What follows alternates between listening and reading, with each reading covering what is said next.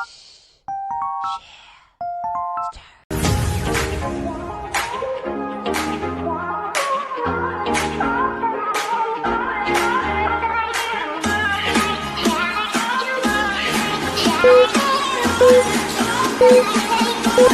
few moments. Hello guys! For today's video ay magluluto tayo ng carbonara alla Maria. Simulan natin siya guys sa pagprito ng ating ham.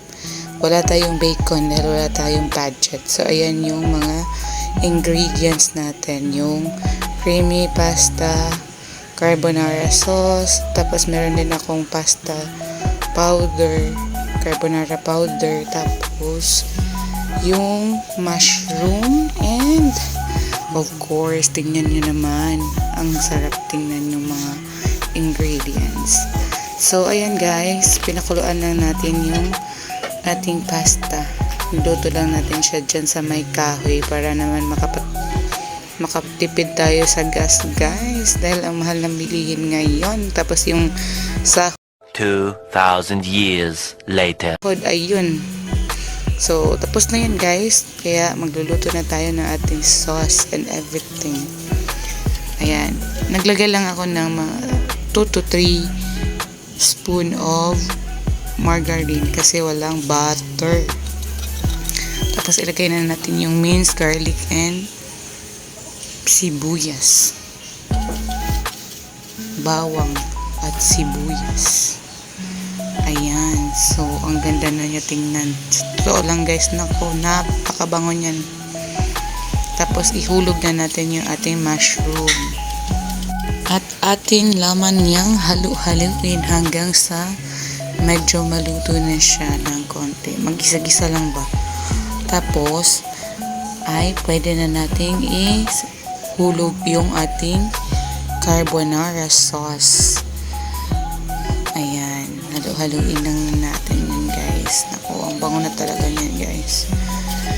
First time ko kasi nakakita ng pack of pasta carbonara sa grocery. So ayan, actually pang birthday sana to nung October 1, pero nagpunta kasi kami ng Cebu and walang naka-chance na magluto. So diba, ginawa ko na lang siya. Total fiesta naman sa bayan namin. Kaya ito na lang yung parang pang fiesta namin. Tapos nilagyan ko siya ng cream or wala kasi akong Nestle cream. So ang ginamit ko is yung cream densada ng Alaska. Meron kasi kaming natira nung nakaraan. Tapos inihulog ko na yung aking carbonara powder para mas lalong bumango guys. Ayan. Kasi alanganin ako dun sa pasta sauce. So, nagdagdag ako ng powder. Ayan, nahirapan ako. Naku, baka hindi matunaw to. Pero ayan, natunaw naman siya guys. Hinalo-halo ko lang talaga siya ng mabuti. At more patience para mahalo siya. And then, nilagyan ko nga pala yan ng parmesan cheese. Kasi meron kaming nakatambak doon. Actually, hindi amin yun. Sa kapitbahay. Ewan ko ba pumunta yun dun. Joke lang. Sa ano ko yun, sa pinsan ko. Tapos, ay pakulo-kuloin lang natin yun ng konti. At pwede na natin ilagay yung ating fried ham. Sweet ham po yung ginamit ko.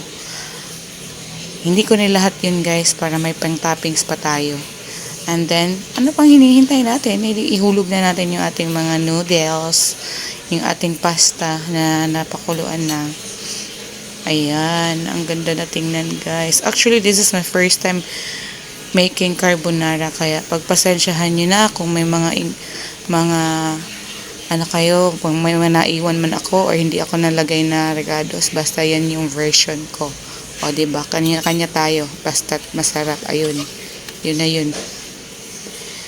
Tapos, haluin lang natin na maayos yan para mag-incorporate yung lasa or yung sauce. Diba?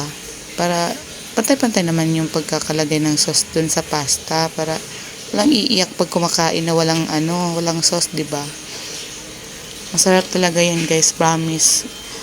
Parang uulitin ko to sa Pasko or New Year siguro.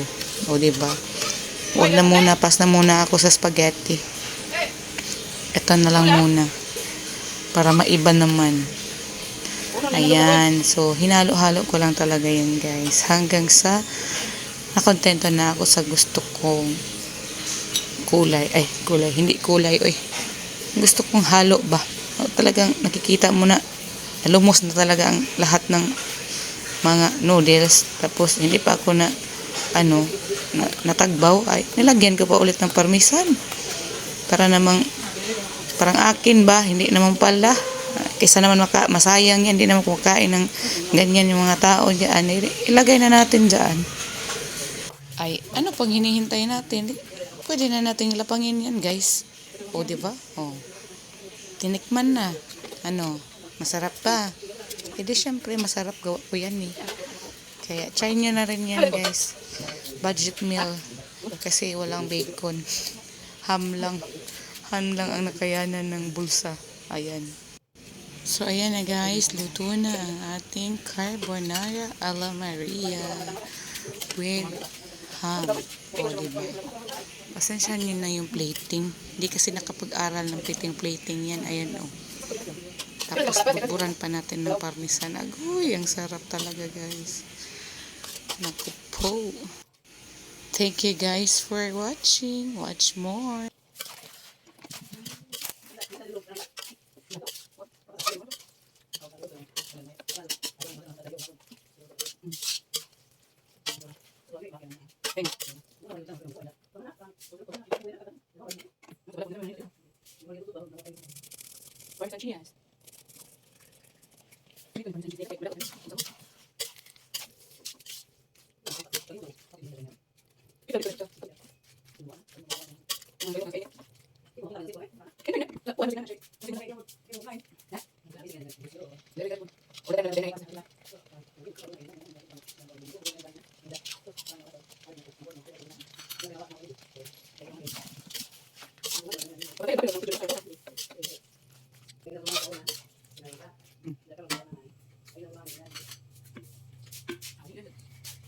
Ganun ba present?